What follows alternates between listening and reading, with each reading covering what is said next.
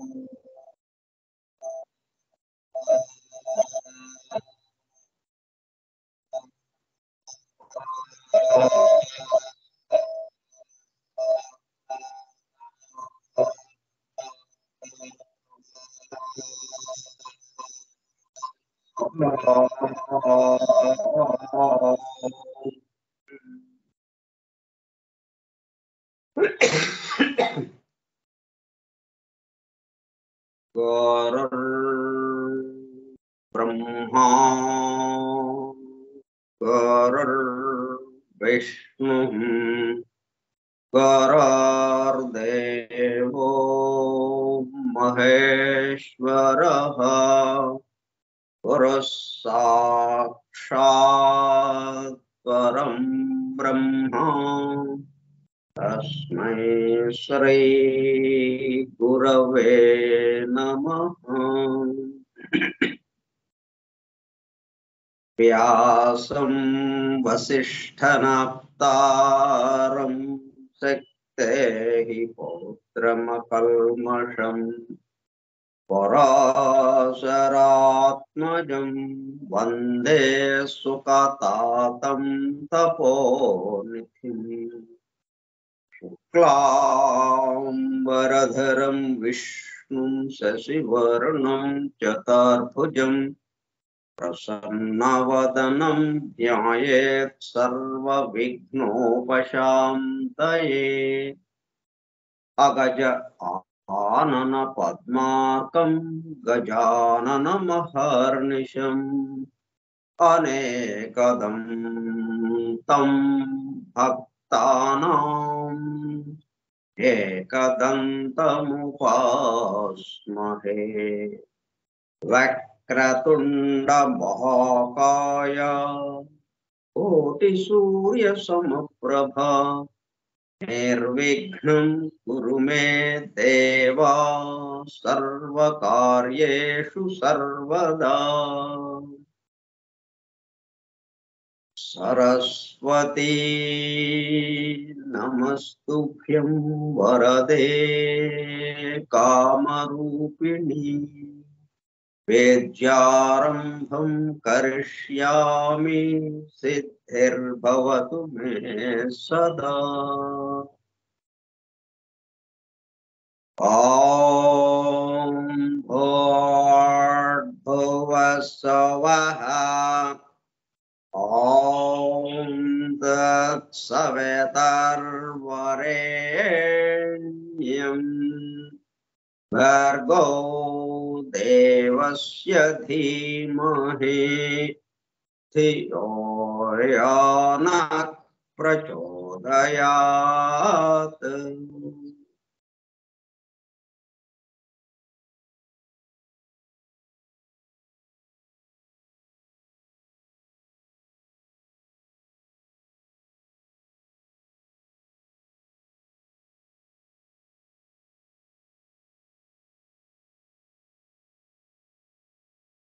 Vasudev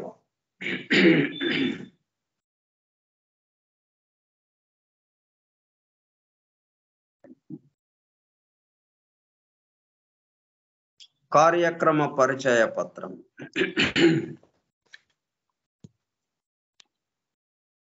forum for truth seekers, సత్యాన్వేషకుల బృందం. పరమ గురువులు హెలెనా పెట్రోవ్నా బ్లావెట్స్కీ ద్వారా సమస్త మానవాళి ఆధ్యాత్మిక అభివృద్ధి పరిపూర్ణతల కొరకు అందించిన పరమాద్భుత దివ్య గ్రంథము ద సీక్రెట్ డాక్ట్రైన్, రహస్య సత్య సూత్రము. వాల్యూమ్ 1, కాస్మోజెనసిస్, ప్రథమ సంపుటము, బ్రహ్మాండోత్పత్తి క్రమము. Part 1, Cosmic Evolution in 7 stanzas from the Book of Dhyan. ప్రథమ భాగము ధ్యాన గ్రంథములోని 7 స్టాంజాస్ లో వివరింపబడిన బ్రహ్మాండ పరిణామము. గ్రంథ పఠనము, అధ్యయనము, అవగాహన, ఆత్మదర్శనము కార్యక్రమము. 72వ పాఠము 14/11/2023 మంగళవారము సాయంత్రం 4:30 గంటలు. The secret doctrine Skype group లో సుదూర ప్రాంతాలలో ఎవరింట్లో వారు హాయిగా విశ్రాంతి తీసుకుంటూ ఏకకాలంలో ఒకేసారి ఏమి చేస్తున్నాము? వింటున్నాము. ఏమి వింటున్నాము? శాస్త్ర సాంకేతిక రంగంలో ఎంతో వేగముగా పురోగమిస్తున్న ప్రస్తుత కాలంలోని మానవాళి అదే వేగముతో ఆధ్యాత్మిక రంగంలో కూడా పురోగమించుటకు వీలుగా ప్రపంచంలోని అన్ని జాతుల మతముల పవిత్ర గ్రంథములలో పొడుపు కథల రూపంలో అర్థము అయి అవనట్లుగా ఉన్న సృష్టి రహస్యములను, సృష్టి అమరిక కూర్పును బహిర్గతం చేసి మానవాళికి అందించి వాటి అవగాహన ద్వారా ఆత్మదర్శనము పొందుట అను దివ్య ప్రణాళిక అమలు పరచబడుటకు పరమ గురువులు మేడం హెలెనా పెట్రోవ్నా బ్లావెట్స్కీ ద్వారా అత్యద్భుతముగా అందించిన ద సీక్రెట్ డాక్ట్రైన్ గ్రంథంలో బాహాటముగా ఇవ్వబడిన అతి నిగూఢములైన సృష్టి రహస్యములు, వాటి మూలము, గ్రంథ హృదయమును చేరు పద్ధతులు తెలుసుకోవాలనే తీవ్ర ఇచ్ఛతో, తపనతో సత్య అన్వేషణలో భాగముగా ఎన్నో నిగూఢ విషయములను మరింత లోతుగా తెలుసుకుంటూ సత్యమును చేరు ప్రయత్నంలో మనమందరము ఇక్కడ చేరాము. దానితో పాటు ఆధునిక విజ్ఞానము యొక్క దృష్టి పథము నుండి తప్పిపోయిన తత్వదర్శన అన్వేషణలో అనగా సత్యాన్వేషణ కొరకు కూడా ఈ గ్రంథము దగ్గరకు వచ్చాము. The true student of the secret doctrine is a జ్ఞాన యోగి అని మేడం బ్లావెట్స్కీ అన్న మాటలను నిజం చేయడానికి మనమందరము జ్ఞాన యోగిగా అగుటకు కూడా ఇక్కడ చేరాము. గత 2 సంవత్సరముల 8 నెలల కాలము పాటు ద సీక్రెట్ డాక్ట్రైన్ గురించి తెలుసుకోవడానికి ప్రయత్నించిన మనము ప్రస్తుతము ఇక్కడ చేరి ద సీక్రెట్ డాక్ట్రైన్ ను తెలుసుకుంటూ ఆపై సమస్త విశ్వముగా రూపుదాల్చిన ద సీక్రెట్ డాక్ట్రైన్ యందు ప్రవేశించి ద సీక్రెట్ డాక్ట్రైన్ గా స్వస్థితి యందు మేల్కాంచుటకు చేస్తున్న చిరు ప్రయత్నమే ఈ కార్యక్రమం. ఈ దివ్య జ్ఞాన మహాయజ్ఞ కార్యక్రమంలో పాల్గొని చెవియొగ్గి వినుచున్న అనగా ఒళ్ళంతా చెవులు చేసుకుని వినుచున్న ప్రియ సత్యాన్వేషక సోదర శ్రోతలందరకు నమస్కారం.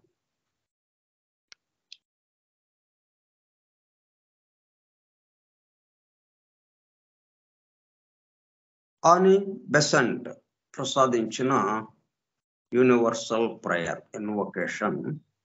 Oh, hidden life, vibrant in every atom. Oh, hidden light, shining in every creature.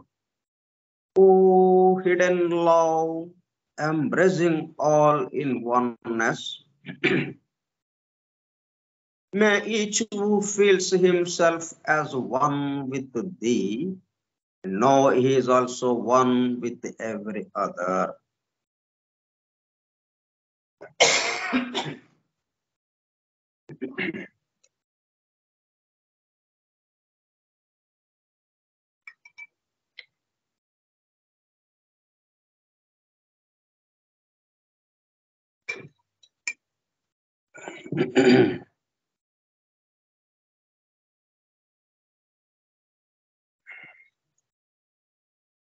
మనకు తెలిసినంత వరకు వాటిని ఉపయోగించుకుంటూ మన జీవితాన్ని కొనసాగించవచ్చు.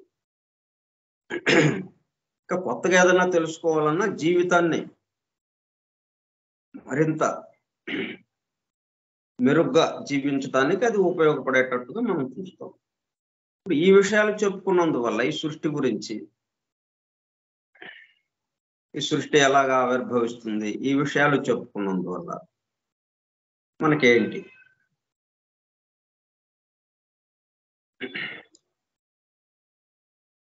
భౌతికంగా మనకి ప్రయోజనము అన్నది ఆలోచిస్తే మనకు అంత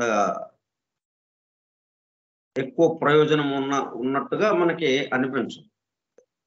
ఎందుకు ఇదంతా అన్నట్టుగా అనిపిస్తుంది. సృష్టి యొక్క అమెరికా కూర్పు అన్నారు. ఆ కూర్పు తెలియకపోయినా మనం జీవితాన్ని గడుపుకుంటూ వెళ్తున్నాం కదా. ఇంకా కొత్తగా మనం తెలుసుకోవాల్సిన అవసరం ఏముందని కూడా మనకు అనిపిస్తుంది. అయితే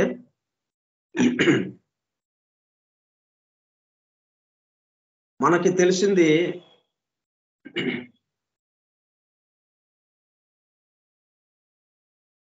ఉన్న వాస్తవానికి కొంచెం విరుద్ధంగా తెలియబడుతుంది. మనకి తెలిసిందేంటి? ఎవరమైనా కానీ వాళ్ళ కోసం పనిచేయటం. నా కోసం నేను, మీ కోసం మీరు, అట్లా ఎవరినైనా అడిగినా నా కోసం, నా కుటుంబం కోసం అన్నట్టుగా మనం పనులు చేస్తున్నాం. మరి సృష్టి అట్లాగా ఉన్నదా? పరస్పర సహకారం. ఎట్లా డిజైన్ చేశారు? ఆటోమేటిక్ యంత్రం ఇది. సృష్టి అంతా కూడా స్వయంచాలక యంత్రం.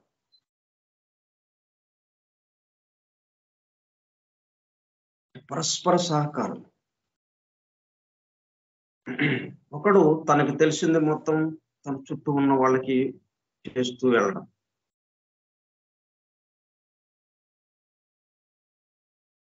కానీ మనం అలాగే చేస్తున్నప్పటికీ దాన్ని ఏమంటున్నాం మనం? నా కోసం చేస్తున్నాము అన్నట్టుగా దాన్ని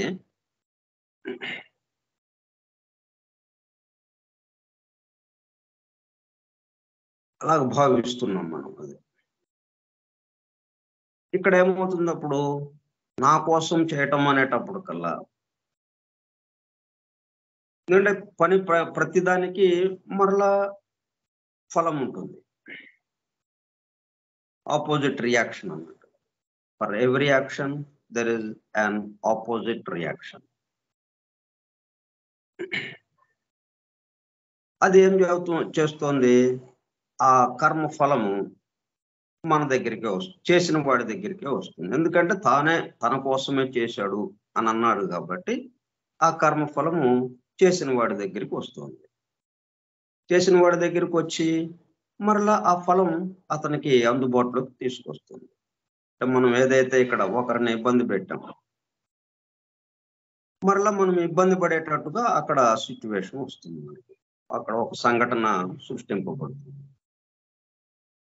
మనం ఏ మేరకు చేశామో ఆ మేరకు మనము ఆ బాధని అనుభవించాల్సిన పరిస్థితి ఏర్పడుతుంది. ఎందుకంటే నా కోసం చేశాము అన్న ఇది ఉండడం వల్ల. మరి ఈ అమెరికా కూర్పు మనకి కొంతగా అవగతం చేసుకునే కొంది మనకి ఇక్కడ ఏం జరుగుతుంది? ఇదంతా చుట్టూ ఉన్న వారి కోసం మనం చేస్తున్నాం. అట్లాగే సృష్టించిన వాడి కోసం చేస్తున్నాం. ఇవన్నీ ఎవరి కోసం చేస్తున్నాం? సృష్టించిన వాడి కోసం చేస్తున్నాం అన్న దాంట్లోకి వెళ్ళిపోతే ఫలము అది మొత్తం యూనివర్స్కి వెళ్ళిపోతుంది, విశ్వంలోకి వెళ్ళిపోతుంది, ఈ మొత్తం చోటులోకి వెళ్ళిపోతుంది. మనం పని చేయని వాళ్ళమే అయిపోతాం. ఇంకా కర్మబంధము అన్నది లేదు. కర్మఫలము మన చుట్టూ తిరగటం లేదు. పనులు చేస్తున్నాం కానీ ఫ్రీ, స్వేచ్ఛగా, పూర్తి స్వేచ్ఛగా ఉన్నట్టుగా అయిపోయింది. పనులు చేయని వాళ్ళంలాగా అయిపోయాం. అది మనకి ఈ సృష్టి యొక్క అమరిక కూర్పు తెలుసుకోవటం ద్వారా మనకి మొట్టమొదటగా అవగతమయ్యే విషయం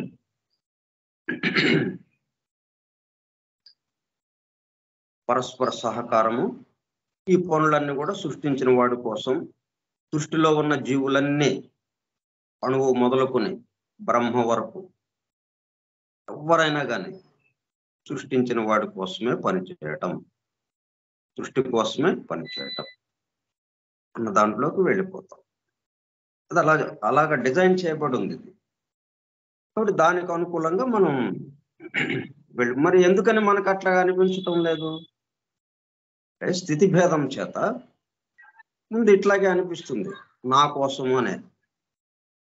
క్రమక్రమంగా దాని నుంచి బయటపడి, ఎందుకంటే ఇది దేహాత్మ ముందు మానవుడుగా రాగానే ఫస్ట్ టైం అవుతుంది. ఇప్పుడు జంతు స్థితి దాకా నా కోసం ఉన్నది లేదు, పనులు చేయటమే ఉంటుంది జంతు స్థితి వరకు. ఏ జంతువు కానీ, ఏ వృక్షము కానీ, ఏ ఖనిజము కానీ ఇది కూడా నా కోసం అన్నది లేదు. మానవుడి స్థితికి వచ్చేటప్పుడు కల్లా ఇది ఆ దేహాత్మ యొక్క విశేషం చేత, అంటే జంతు స్థితి నుంచి వచ్చినటువంటి ఆ ఉపాధి ఏదైతే ఉందో మనకి, ఆ దేహానికి సంబంధించిన ఆత్మ, అది ఈ మానసిక శరీరము, కామ శరీరము ద్వారా బయటికి వ్యక్తమయ్యేటప్పుడు కల్లా, అప్పటి వరకు ఎవరో ఒకళ్ళు నడుపుకుంటూ వెళ్ళారు. ఇప్పుడు స్వేచ్ఛ వచ్చింది. స్వేచ్ఛ వచ్చేటప్పుడు కల్లా ఇంకా నేనే, నా కోసం ఇదంతా అన్నట్టుగా. తర్వాత అంతకుముందు ఏవేవి బాధలు అలాగా అణచుబడి ఉన్నాయో వాటన్నిటి మీద అవి వ్యక్తమవుతూ, వాటికి సంబంధించిన పగ, ద్వేషము, పగ తీర్చుకోవడం అన్నట్టుగా ఇక వాటిల్లో పడిపోయి ఇక నేను అన్నది వచ్చేస్తూ ఉంది. అందుకే జీవాత్మ అంటే మూడో ప్రసారంగా ఆ జీవాత్మ ఈ దేహాత్మలోకి వచ్చి, ఈ దేహంలో ఉపాధిలోకి దీన్ని సరి చేయటం కోసం, దీన్ని పరిపూర్ణంగా చేయటం కోసం ఆ జీవాత్మ వచ్చి ఇక్కడ కార్యక్రమం నిర్వహిస్తూ ఉన్నాడు. ఈ విషయం కూడా మనకి ఈ అధ్యయనం ద్వారా మనకు అవగాహన అవుతుంది.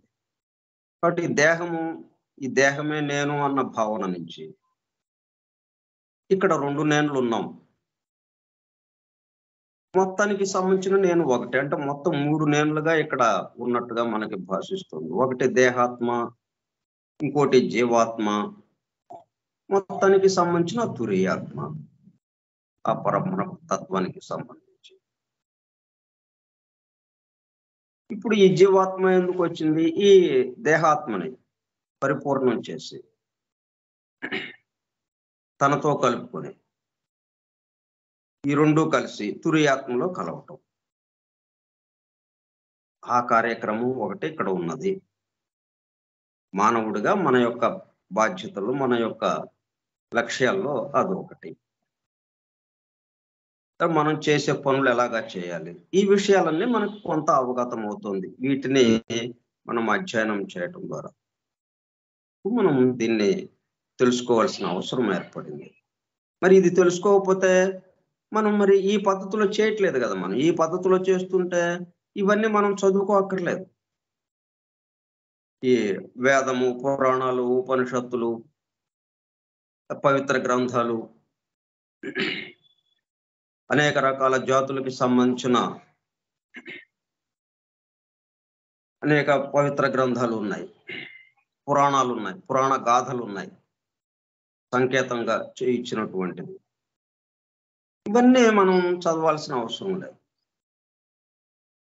మరి అలాగా చేయటం లేదు కాబట్టి మనం ఈ సృష్టి యొక్క అమరిక కూర్పుకి అనుగుణంగా మనం పనిచేయటానికి వీలుగా దాని యొక్క అమరికని మనం తెలుసుకోవడం కోసం వీటిని మనం ఆశ్రయించాల్సి వచ్చింది. అందులో వీటిల్లో మొత్తం నిక్షిప్తం చేసుకున్నాయి. ఇందులో మనంతటికి మనము దాన్ని తెలుసుకోవడం అనేది కొంచెం కష్టతరమైన విషయం. అందుకే మనకు అందుబాటులో తీసుకొచ్చారు.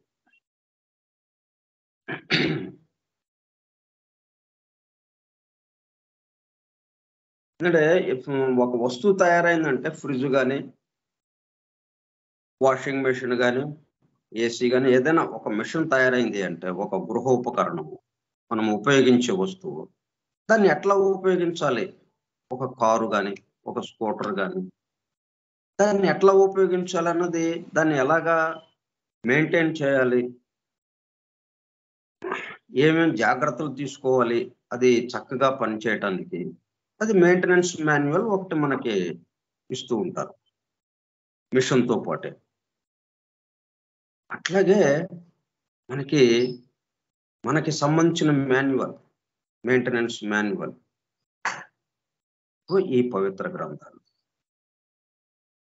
ఈ సృష్టికి సంబంధించిన సమస్త విషయాలు దాంట్లో ఇవ్వబడి ఉన్నాయి. అందుకని మనము అవి తెలుసుకోవాల్సిన అవసరం ఏర్పడింది. ఇప్పుడు అవి లేకుండా, ఇప్పుడు మెయింటెనెన్స్ మాన్యువల్ లేకుండా ఫ్రిడ్జ్ వాడుతున్నాం, మనకు తోచినట్టు వాడేస్తున్నాం, త్వరగా పాడైపోతుంది. ఇట్లా ఏ ఉపకరణమైనా కానీ, ఏ యంత్రమైనా కానీ మనకు తోచినట్టు వాడేస్తే మరి అట్లాగా దానిలాగా తోచేటట్టుగా ఉండొచ్చు కదా మనకి. అది ఆ యంత్రము యొక్క మెయింటెనెన్స్ మాన్యువల్లో ఎట్లాగైతే ఇచ్చారో అట్లా మనకి స్ఫురించవచ్చు కదా, ఆ మాదిరిగా మనం చేయొచ్చు కదా అని అంటే, ఈ సృష్టి యొక్క అమరిక, ఈ స్థితి భేదం చేత మనము పూర్తిగా స్థూలానికి వచ్చేటప్పుడు కల్లా ఇక్కడ స్థితి భేదం చేత మనకి అన్ని మరుపుకు వచ్చేస్తాయి. మన అసలైన స్థితి కానీ, మన యొక్క కర్తవ్యము, మనం పనులు చేసే విధానము, ఇవన్నీ కూడా మరుపుకు వచ్చేస్తాయి. మన స్వస్థితిని మనం మర్చిపోతాం. అది ఇక్కడ జరిగేది స్థితి భేదం చేత. అందువల్ల మరలా మనం మళ్ళీ స్వస్థితిలోకి వెళ్ళటానికి ఈ సృష్టి యొక్క అమరిక కూర్పు తెలిసిన దాని ద్వారా, తెలిసినంత మాత్రాన మరలా మనం అన్ని గుర్తొచ్చేసినట్టు అవుతుంది. అందుకని ఈ అధ్యయనం కూడా మనకు అవసరం అవుతుంది. ఇందులో మనం మొట్టమొదటిగా దీని నుంచి మనం నేర్చుకునేది ఏంటి? మన పనులన్నీ ఇప్పుడు వరకు ఎలా చేస్తున్నాం? నా కోసం చేశాం, నా అభివృద్ధి కోసం చేశాం, నా కుటుంబం అభివృద్ధిలోకి రావడానికి చేస్తున్నాం. కానీ ఇప్పటి నుంచి ఈ పనులన్నీ సృష్టించిన వాడి కోసం చేస్తున్నాం. పనులో మార్పు లేదు, ఏ పనులు సృష్టించిన వాడి కోసం.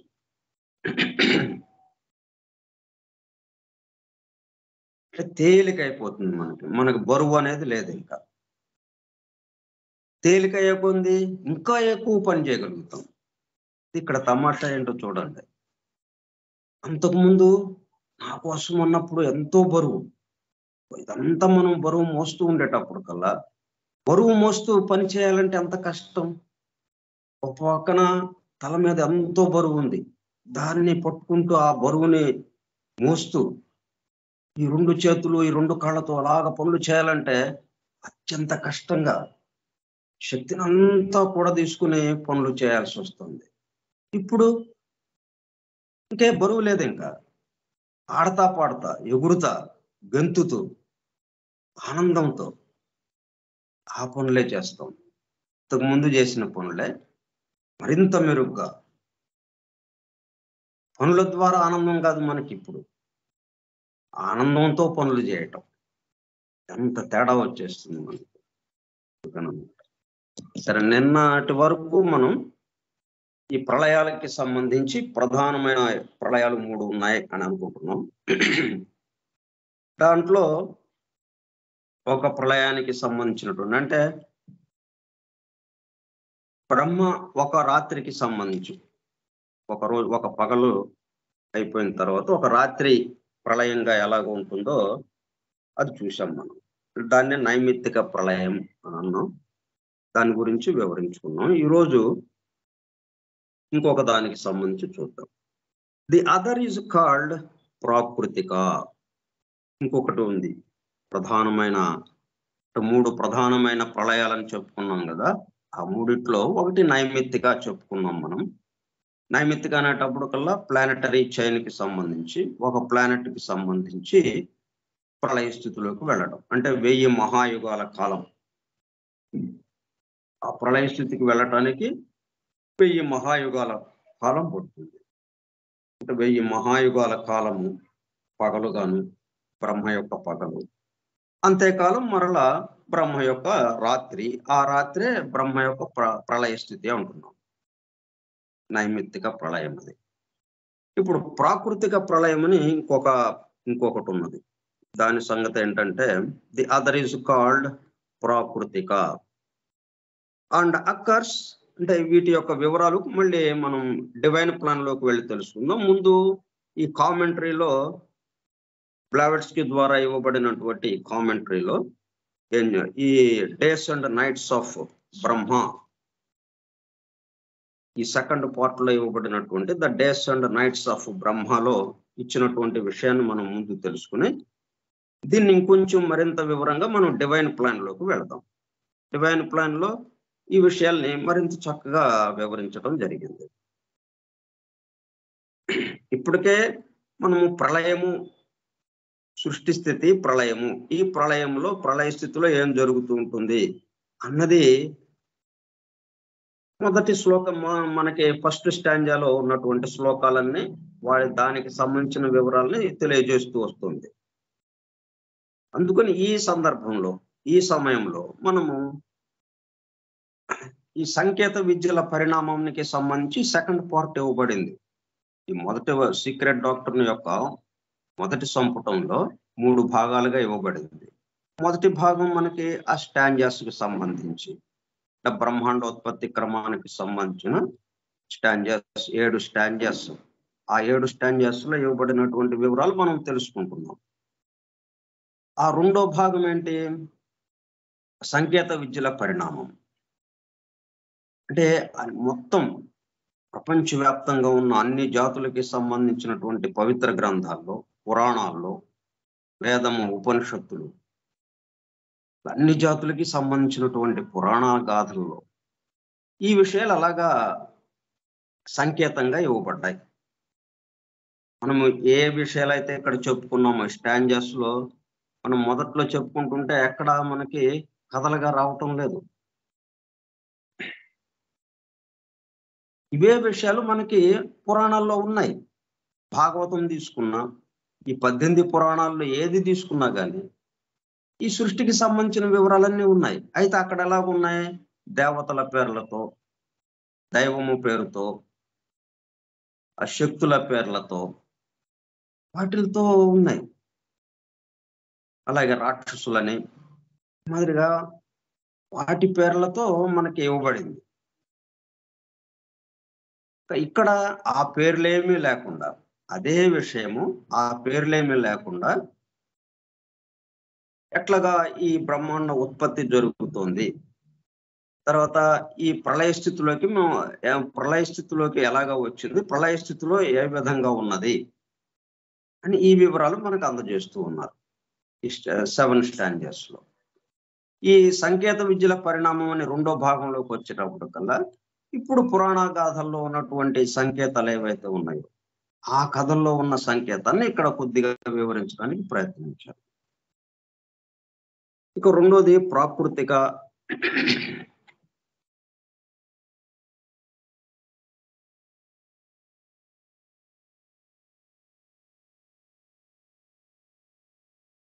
ప్రాకృతిక ప్రళయం and occurs at the end of the age or life of Brahma.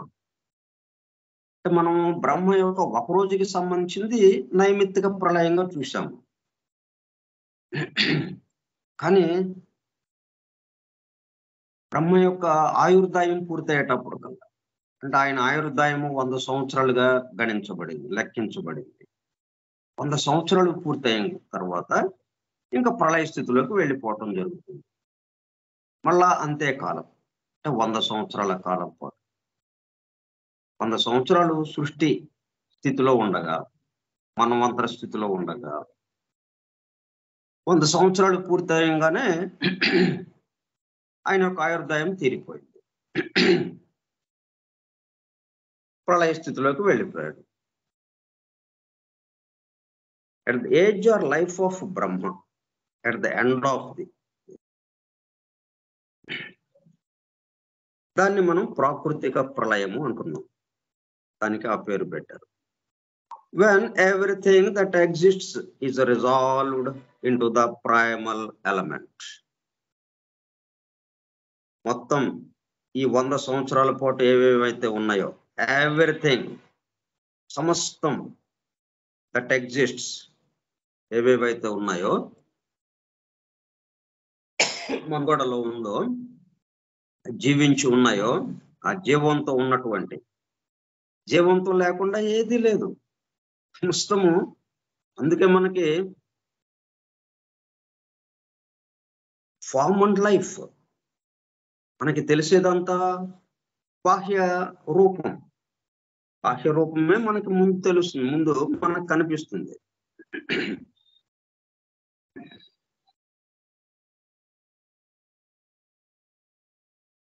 ముందు బాహ్య రూపమైనటువంటి మెరుపు మనకు కనిపిస్తుంది, కానీ దాంతో వచ్చే సౌండ్ ఎప్పుడు కనిపిస్తుంది, వినిపిస్తుంది, తర్వాత వినిపిస్తుంది అన్నట్టుగా. అలాగే ఇది ఇక్కడ ముందు బాహ్య రూపము, ఆ రూపాన్ని ఆశ్రయించి ఉన్నటువంటి, ఆ రూపాన్ని నడుపుతున్నటువంటి జీవము తర్వాత మనకి తెలుస్తూ ఉంటుంది. అట్లా ఈ రెండు కలిసి ఉన్నాయి. రెండు ఎందుకు కలిసి ఉన్నాయి? అదే ఇదిగా కూడా మారింది కాబట్టి, జీవమే రూపంగా మారింది కాబట్టి. అంటే రెండుగా ఎక్కడ కూడా మనకి సృష్టిలో ఏది కూడా మనం రెండు విభాగాలు ఉన్నాయండి అని అనటానికి లేదు. అది ఇదిగా మారుతుంది. ఎందుకంటే మొత్తం పరమాత్మే ఇలాగా క్రమక్రమంగా కిందకి దిగుతూ చిట్ట చివరికి ఈ స్థూల జగత్తుగా మారాడు. ఎవరూ మారలేదు, వేరే ఎక్కడి నుంచి రాలేదు.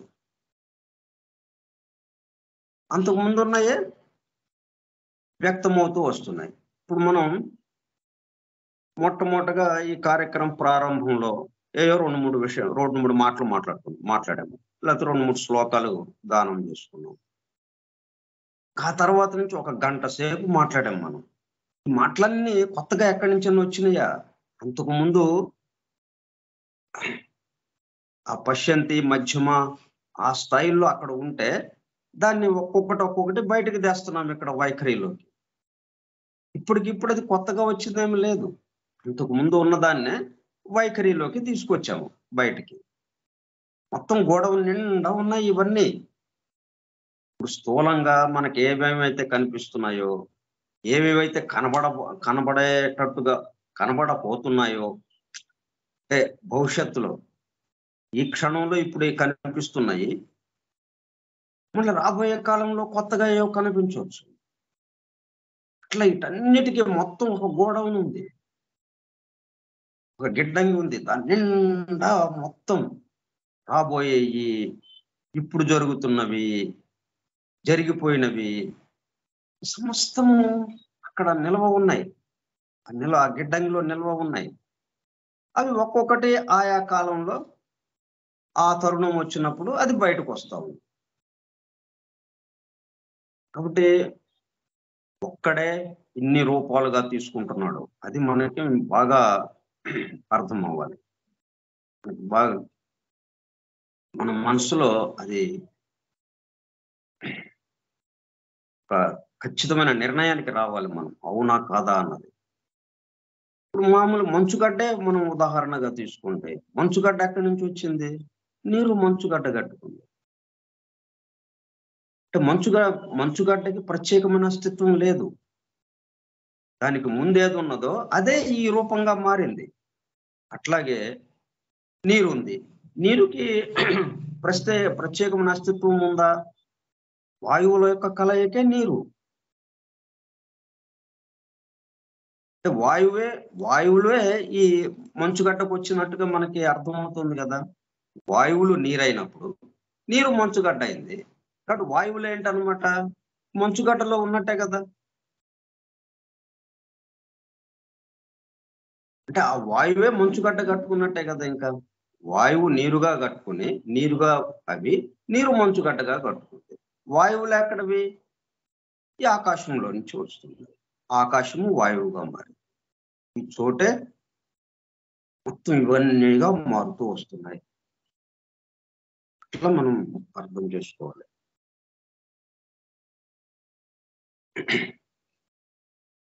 అందుకే మనకి అర్ధనారీశ్వర తత్వంగా మనకి చూపించారు లైఫ్ అండ్ ఫామ్. అర్ధనారీశ్వర తత్వంగా మనకి సంకేతించారు.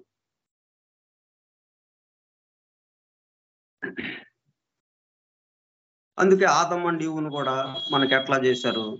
ఆదం యొక్క పక్కటెముకల నుంచి ఈవుని తీసినట్టుగా, అవ్వని సృష్టించినట్టుగా సగభాగంగా అన్నట్టుగా అక్కడ సంకేతించారు. అట్లాగా లైఫ్ అండ్ ఫామ్. ఈ అమ్మవారు లైఫ్ గా, అయ్యవారు ఫామ్ గా, ఈ అమ్మవారు ఫామ్ గా, అయ్యవారు లైఫ్ గా, రూపము జీవము లాగా ఉంటుంది. ఇప్పుడు ఇక్కడ ఏమైందనమాట? అట్లా వెన్ ఎవ్రీథింగ్ దట్ ఎగ్జిస్ట్స్, ఈ సమస్తము ఏదైతే జీవించి ఉందో అంటే లైఫ్ అండ్ ఫామ్ తో is resolved into the primal element.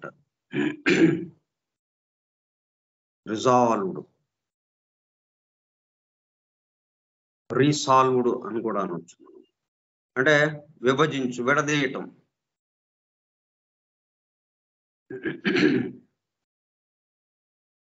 కరిగిపోవటం. Solved. మొత్తం విడివిడిగా ఉన్నాయన్నీ ఏదైతే ఉన్నాయో మనకి ఈ స్థూల జగత్తులో మొత్తం కరిగిపోవటం. అంటే వినాయకుడి ప్రతిమలన్నీ కూడా నిమజ్జనం అయిపోయినట్టుగా. వినాయక ప్రతిమలు లేవు, కానీ ఆ ప్రతిమలు తయారు చేసినటువంటి పదార్థం మట్టి. మరలా ఆ మట్టితో వినాయకుడి ప్రతిమ చేయటానికి సిద్ధంగా ఆ ప్రతిమ యొక్క రూపం, ఆ ప్రతిమకి సంబంధించింది ఆ మట్టిలో ఉంది,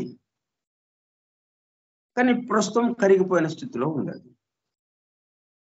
అట్లాగా ఈ సమస్తము, ఈ విశ్వంలో ఉన్నటువంటి, ఈ సృష్టిలో ఉన్నటువంటి సమస్త సృష్టి అంతా కూడా ఈ 7 లోకాలుగా ఏదైతే జరుగుతూ ఉన్నదో, ఈ మొత్తం కూడా ఏదైతే ఉన్నదో ఈ సృష్టిగా, ఈ విశ్వముగా, ఇవన్నీ కూడా కరగిపోయి resolved into the primal element.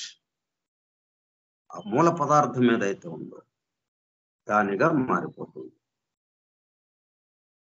మొదటి ప్రధానమైన, అంటే మొట్టమొదటిది ఆ మూల పదార్థం ముందు ఏదైతే ఉందో, ఆ బ్రహ్మలోకం ఏ పదార్థంతో తయారైందో, ఆ బ్రహ్మలోకానికన్నా మరి ముందుంది కదా ఆ పదార్థం. బ్రహ్మలోకం తయారవుతుంది అంటే అర్థం ఏంటి? ఆ బ్రహ్మలోకం తయారు కావటానికి కావాల్సిన పదార్థము అంతకు ముందే ఉంది. అట్లా అక్కడికి చేరిందనమాట. ఈ మొత్తం బ్రహ్మలోకానికన్నా ముందు, అంటే లోకాలన్నీ కరిగిపోయి ఇట్లాగా ప్రైమల్ ఎలిమెంట్ ఆ మూల పదార్థంగా మారిపోయింది, మూల వస్తువుగా మారిపోయింది. Primal element to be remodelled at the end of that longer night. మరి ఇవన్నీ పోయినాయా? అయ్యో, రూపాలన్నీ లేవు. లోకాలన్నీ లేవు. ఈ లోకాల్లో ఉన్న జీవులు, ఈ లోకాలన్నీ రకరకాల వాటితో తయారైంది. ఈ రకరకాల వర్గులు ఎంతెంత ఎటువంటి అనేకత్వము, భిన్నత్వంతో ఉన్నటువంటిది మొత్తం మాయమైపోయింది. అయ్యో, ఎట్లా ఇదంతా మళ్ళీ ఇవన్నీ ఎట్లాగా వస్తాయి మనకి? ఇవి చేయటానికి 100 సంవత్సరాలు పట్టింది. ఈ 100 సంవత్సరాల కాలంలో క్రమక్రమంగా ఒక్కసారిగా దూకలేదు కదా ఇవన్నీ. 7 లోకాలు తయారు కావడానికి ఎంత కాలం పట్టింది. ఆ 7 లోకాల్లో ఉన్నటువంటి జీవుల్ని తయారు చేయడానికి ఎంత కాలం పట్టింది. వాటిని అభివృద్ధి పరచడానికి పరిణామంలో ఒక్కొక్క వర్గు, ఒక వర్గు నుంచి ఇంకొక వర్గుకు రావడానికి ఆ అణువు మొదలుకొని మరలా బ్రహ్మ దాకా రావడానికి ఎన్ని ఏర్పాట్లు ఉన్నాయి అక్కడ, ఎంత కాలం పట్టింది. ఇవన్నీ ఒక్కసారిగా మొత్తం అదృశ్యమైపోయింది. మొత్తం దేనిగా మారిపోయింది? ఆ ప్రధానమైనటువంటి ప్రీ కాస్మిక్ రూట్ సబ్స్టెన్స్ గా మారిపోయింది. Pre cosmic ideation, pre cosmic root substance అక్కడికి వెళ్ళిపోయింది మొత్తం. అంటే శివశక్తియా, శక్తితో కూడుకున్నటువంటి శివుడుగా మారిపోయింది. అందుకే ఆయన్ని లయకర్త అని మనం శివుణ్ణి చెప్పుకునేది. ఇప్పుడు శివుడుగా ఉంది. శివుడు ఎలాగ ఉన్నాడు? అర్ధనారీశ్వరుడైన శివుడుగా ఉన్నారు. ఇది ఎలాగా? ఇప్పటి ప్రళయ స్థితి రెండు కలిసిపోయి స్థూలంగా ఉన్నా అదే పద్ధతి, అయితే విడివిడిగా మనకు తెలుస్తూ ఉంటుంది మనకి. ఇక్కడిక ఆ తెలియబట్టం అనేది లేదు. ఎందుకంటే మొత్తం అందరూ కునుకు తీస్తున్నారు. ఎవరితో సహా? ఈ ప్రకృతి మాతతో సహా, ఈ చోటుతో సహా మొత్తం కునుకు తీస్తూ ఉన్నారు. మనం మొదటి స్టాంజాకి సంబంధించిన మొదటి శ్లోకంలో వచ్చింది అది. అంతే, ఇక మొత్తం అదృశ్యమైపోయింది.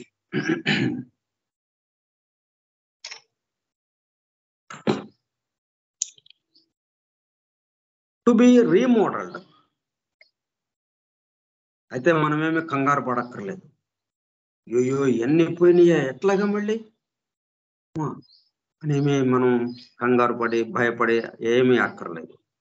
టు బి రీమోడల్డ్ అంటే మళ్ళీ అదే ఆకారంతో, ఇప్పుడు ఏదైతే ఏ ఆకారాలు ఎట్లాగైతే ఆ ప్రళయంలోకి వెళ్ళిపోయి కరిగిపోయి ఒక్కటిగా అయిపోయిందో, మరలా remodelled at the end of that longer night. ఆ నైట్ పూర్తి కాగానే, ఆ రాత్రి పూర్తి అయిపోయి ఉషోదయానికి మళ్ళీ ఇవన్నీ బయటకు వస్తాయి, రీమోడల్ చేయబడతాయి మళ్ళీ మెరుగైన దీంతో.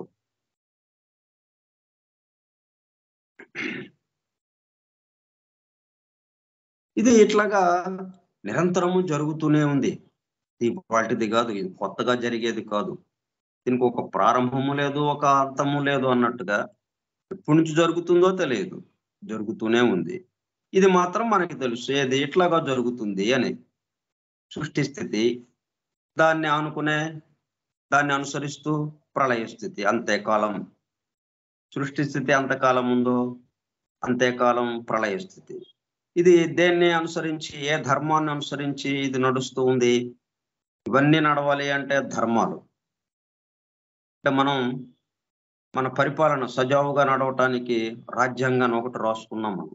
ఆ రాజ్యాంగాన్ని అనుసరించి రాజ్యాంగంలో ఉన్నటువంటి విషయాల్ని తూచా తప్పకుండా మనం ఇక్కడ దాన్ని అమలు చేసుకుంటూ దాని ప్రకారం నడుస్తున్నాం మనం. మన దేశం మొత్తం ఎవరైనా కానీ ఆ రాజ్యాంగంలో వ్రాయబడిన విధంగా జరుగుతూ ఉంటుంది. అట్లాగే మనకి కొన్ని ధర్మాలు ఉన్నాయి. ఈ సృష్టించడానికి ముందే సృష్టి ఎలా చేయాలి అన్న దానికి ఒక ప్లాన్ ముందు డివైన్ ప్లాన్ ఒకటి ఉంది. ఆ డివైన్ ప్లాన్ ఎలాగా గీయాలి మరి? కొన్ని రూల్స్ అండ్ రెగ్యులేషన్స్ ఉంటేనే కదా ఆ ప్లాన్ గీసుకోవడానికి. ఆ రూల్స్ అండ్ రెగ్యులేషన్సే డివైన్ లాస్ గా, దివ్య ధర్మాలుగా, మౌలిక తత్వ దివ్య ధర్మాలుగా అట్లా ఆ పరమాత్మ దగ్గర ఉన్నాయి. వాటిల్లో ప్రధానమైంది లా ఆఫ్ పీరియాడిసిటీ, పర్యాయత్వ ధర్మం. దాన్ని అనుసరించి ఎప్పుడూ ఒకేలాగా ఉండదు. కొద్దిసేపు ఒకటి, కొద్దిసేపు ఇంకొకటి, మరలా అదే అంతకుముందు ఏది జరిగిందో అది మళ్ళీ ఇక్కడ జరగటం, మరలా అలాగా. పగలు రాత్రి, యాక్టివిటీ రెస్ట్, పని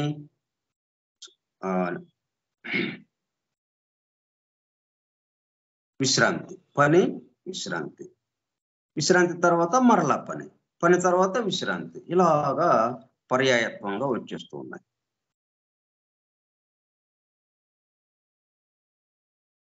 ఎట్లా వస్తున్నాయి మళ్ళీ ఆ పని తర్వాత? ఇప్పుడు మనం పగలంతా పని చేసాం, రాత్రి పడుకున్నాం, మళ్ళీ ఉదయానికి ఫ్రెష్గా అయిపోయాం, మళ్ళీ నూతన ఉత్సాహంతో.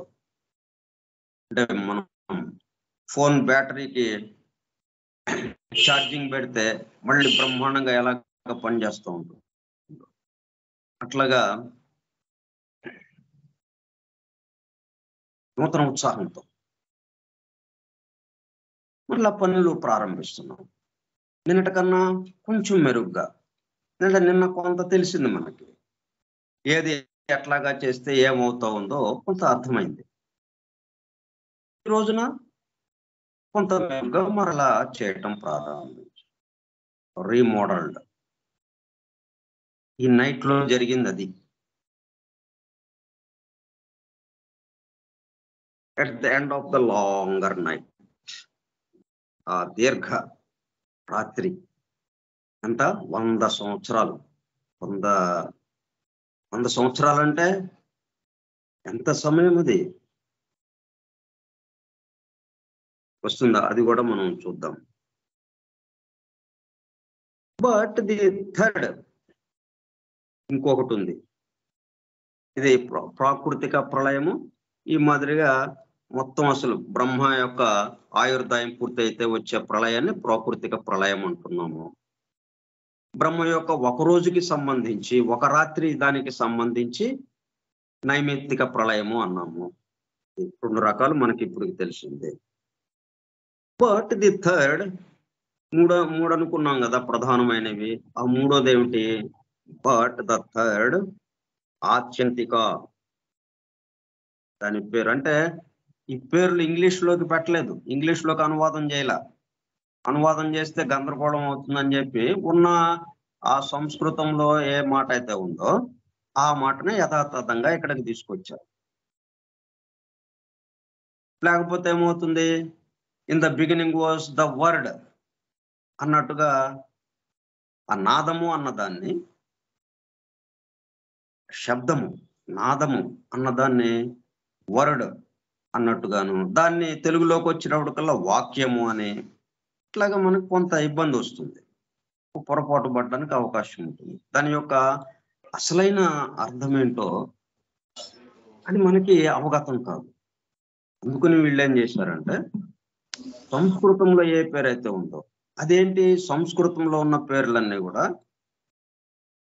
దేనికైతే పేరు పెడుతున్నారో దాని యొక్క పూర్తి వివరాలతో కూడుకుని ఉంటుంది ఆ పేరు. ఆ పేరే దాన్ని తెలియజేస్తూ ఉంటుంది మనకి.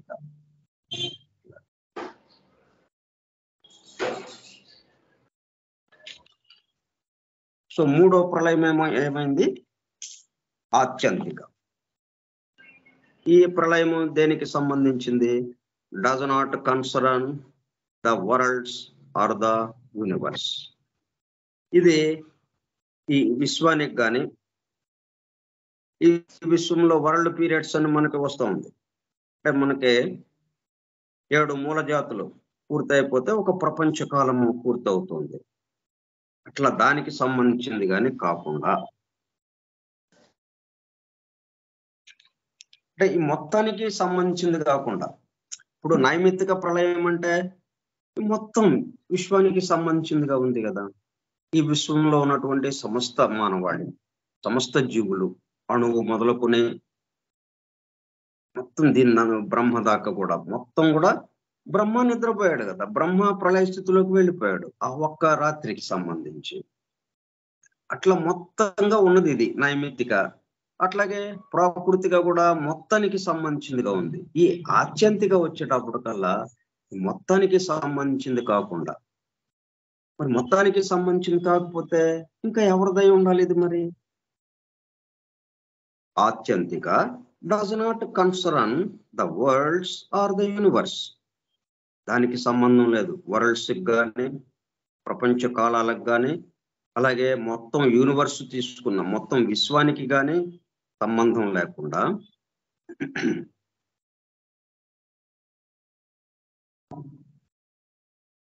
మరి దేనికి సంబంధించింది ఇది? But only the individualities of some people. ఈ విశ్వంలో ఉన్నటువంటి, ఈ స్థూల జగత్తులో ఉన్నటువంటి, స్థూల జగత్తులో ఉన్న వాళ్ళకి అవసరం, బ్రహ్మలోకంలో ఉన్న వాళ్ళకి అవసరం లేదు. దాని దిగువన ఉన్నటువంటి తురియాత్మలోకం, ఆధ్యాత్మిక లోకం అంతగా అవసరం లేదు. అంటే వాళ్ళు ఈ స్వస్థితికి దగ్గరగా ఉన్నవాళ్ళు, తమ యొక్క స్థితిని ఎరిగి ఉన్న వాళ్ళతో నిండి ఉంటుంది అక్కడ. ఇప్పుడు ఇక్కడ మనకి స్థూల జగత్తుకు వచ్చేటప్పుడు కల్లా మనం మన స్థితిని మర్చిపోయిన వాళ్ళంగా ఉన్నాం. ఇక్కడ వీళ్ళకి సంబంధించి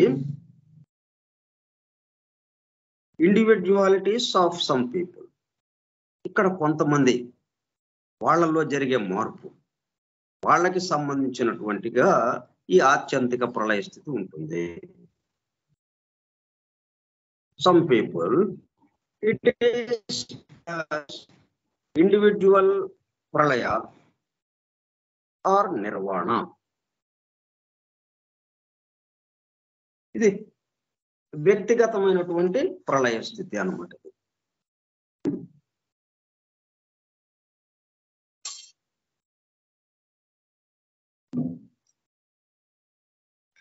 ఇది వ్యక్తిగతమైన ప్రళయ స్థితి అంటే అందరికీ రాదు కదా, అందరికీ సంబంధం కాదు. ఇప్పుడు తరగతిలో విద్యార్థులు ఉన్నారు, దాంట్లో కొంతమంది పాస్ అవుతారు కదా, కొంతమంది ఆగిపోవాల్సిన పరిస్థితి ఏర్పడుతుంది. ఆ ఉత్తీర్ణత సాధించలేకపోవటం వల్ల, ఉత్తీర్ణులు కాకపోవటం వల్ల కొంతమంది నిలబడిపోతారు, కొంతమంది ఉత్తీర్ణులై ముందుకు వెళ్తారు. ఆ ఉత్తీర్ణులైన వాళ్ళకి సంబంధించిన ప్రళయ స్థితి ఇది ఆత్యంతిక. అంటే ఉత్తీర్ణులయ్యారంటే అంటే పరిపూర్ణత్వం సాధించారు వాళ్ళు, అంటే తమ స్వస్థితి యందు మేల్కాంచారు వాళ్ళు, స్వస్థితి యందు మేల్కాంచారు. ఉత్తీర్ణులు అవ్వడం అంటే ఏంటి? ఇక్కడ స్వస్థితి యందు మేల్కాంచారు.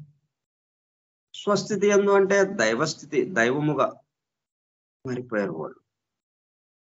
దైవమే ఐఆమ్ దట్ ఐఆమ్, నేను ఆయనకి అభేదం, దైవానికి నాకు అభేదం, దైవమే ఈ రూపంగా ఇక్కడ నిలబడి ఉన్నాడు, నేను ప్రత్యేకంగా లేను అన్నది అర్థమవుతుంది.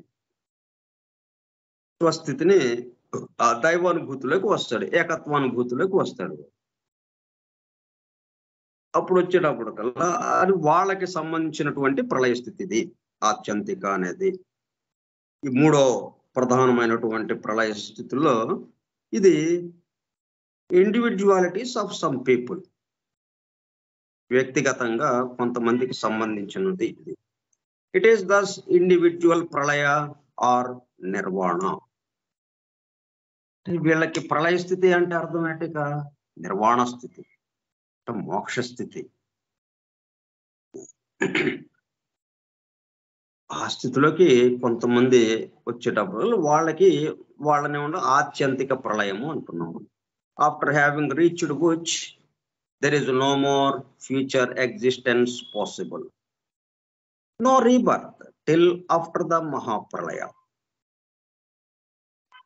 వాళ్ళు ఈ మహాప్రళయం జరిగేదాకా అంటే ఆ ప్రాకృతిక ప్రళయం ఏదైతే ఉందో, బ్రహ్మ యొక్క ఆయుర్దాయం పూర్తయిన తర్వాత వచ్చే ప్రళయం ఏదైతే ఉందో, అప్పుడు దాకా వాళ్ళు అలాగా నిలబడిపోతారు.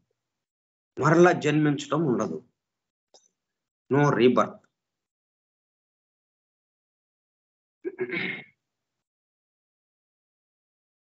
వీళ్ళు స్వస్థితిలోకి వెళ్ళిపోయారు. పూర్తిగా బంధ విమోచనం జరిగింది. బంధనాలు లేవు. మోక్ష స్థితిలో ఉండిపోయారు. దానివల్ల వాళ్ళు ఇంకట్లా ఆ దైవానుభూతుల్లో అట్లా నిలబడిపోయారు వాళ్ళు. ఆ నిర్వాణ స్థితిలో, ఆ మోక్ష స్థితిలో.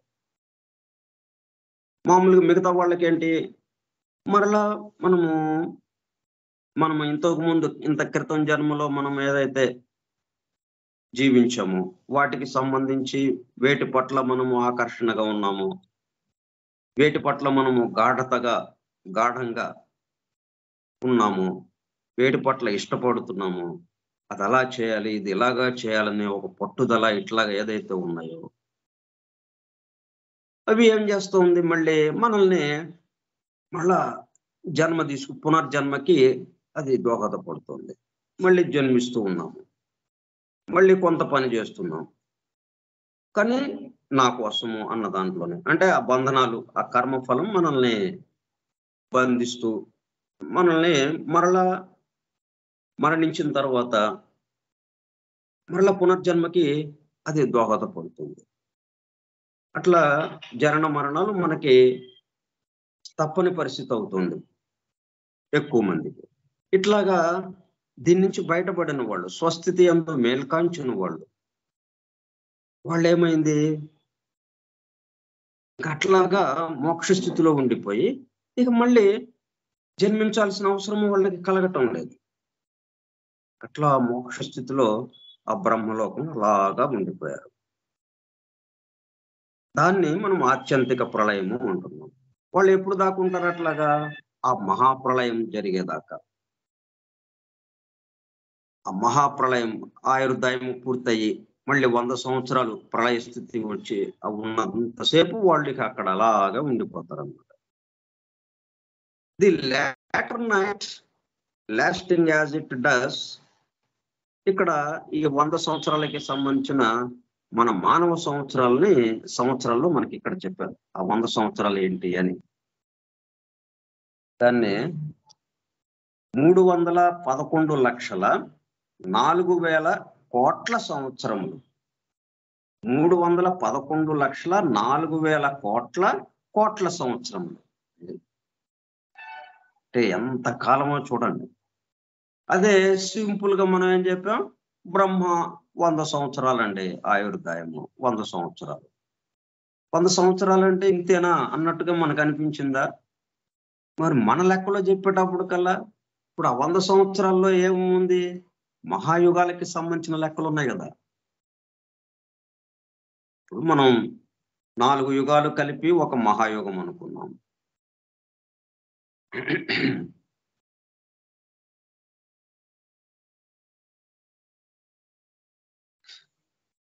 మనం కలియుగానికి సంబంధించి 4,32,000 సంవత్సరాలు.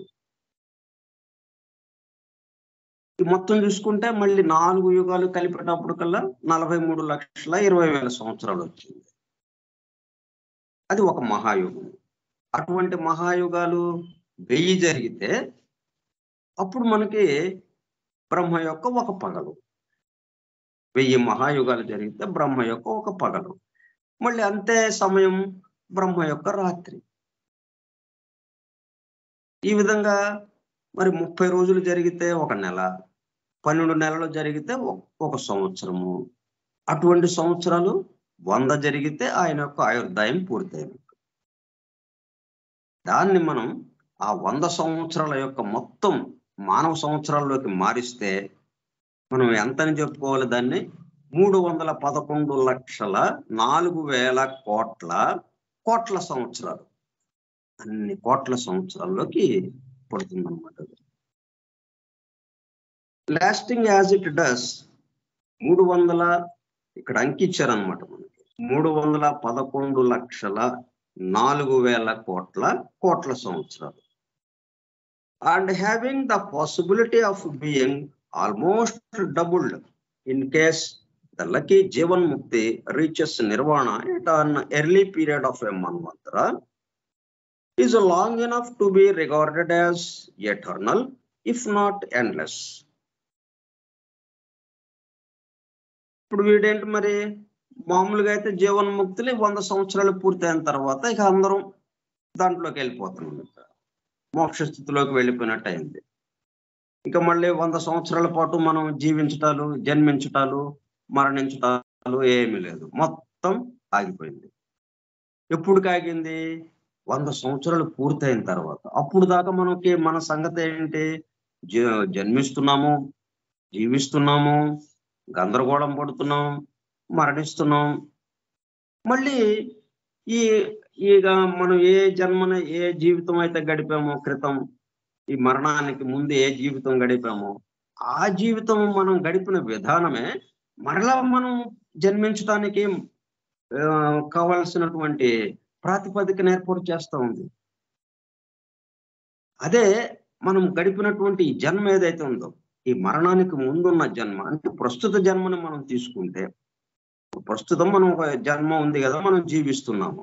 ఈ జీవితంలో మనం కొన్ని చిన్న చిన్న మార్పులు చేసుకుంటే ఇంకా ఇప్పుడే లేదు, ఇక మరణిస్తాం, ఇంకా మళ్ళీ మనకి జన్మించటం లేదు, ఇంకా నిర్వాణ మోక్ష స్థితి వచ్చేసింది. అప్పుడు ఏమవుతుంది? మొత్తం అలాగా బ్రహ్మ ప్రళయం పూర్తయ్యేదాకా, బ్రహ్మ ఆయుర్దాయం పూర్తయిపోయి మరలా 100 సంవత్సరాలు ఆ ప్రళయ స్థితి పూర్తయ్యేదాకా అలాగా ఆ అనుభూతిలో ఉండిపోతాం, మోక్ష స్థితిలో ఉండిపోతాం. మోక్ష స్థితి అంటే విడిగా మళ్ళీ ఇక్కడ రాఘవరావు అన్నట్టు ఉండదు కదా, అది ఇక్కడ మనం ఆ ఏకత్వానుభూతిలోకి వెళ్ళిపోతాం. ఏకత్వానుభూతిలోకి వెళ్ళిపోవడం వల్ల మరలా జన్మించాల్సిన అవసరం లేదు. ఇంకా ఇప్పుడు మనము ఈ జన్మని ఈ విధంగా గడుపుతూ ఉండడం వల్ల, అంటే నా కోసం అన్నది ఆ పద్ధతిలో గడుపుతూ ఉండడం వల్ల ఏమైంది? దాని పట్ల గాఢత ఏర్పడుతుంది. ఆ గాఢత ఏం చేస్తుంది? మళ్ళీ అది కావాలి అని మరణం తర్వాత కొంతకాలం అయిపోయాక మరలా మనం కిందకి దిగి జన్మించి ఆ కావాల్సింది ఏదైతే ఉందో దాన్ని పొందాలి మనం అని అనిపిస్తూ ఉంది. అదే మనం ఇక్కడ ఇదంతా సృష్టించిన వాడి కోసం చేస్తున్నాం, మన కోసం కాదు అన్న విషయం అర్థం చేసుకుని, నా చుట్టూ ఉన్న వారి కోసం సృష్టించిన వాడి కోసం మన పనులు చేస్తున్నాం అనుకోండి. పనుల్లో మీరేం మార్పు చేయక్కర్లా, మీరు ఇప్పుడు ఏ పనులు చేస్తున్నారో అవే పనులు చేయండి, పనులు మార్చమని అంటలేదు. ఆ పనికి చేస్తున్న భావంలో అది కూడా ఉన్న పరిస్థితి కాబట్టి, అది ఉన్న స్థితికి అనుగుణంగా మన భావాన్ని సరి చేసుకోవటం,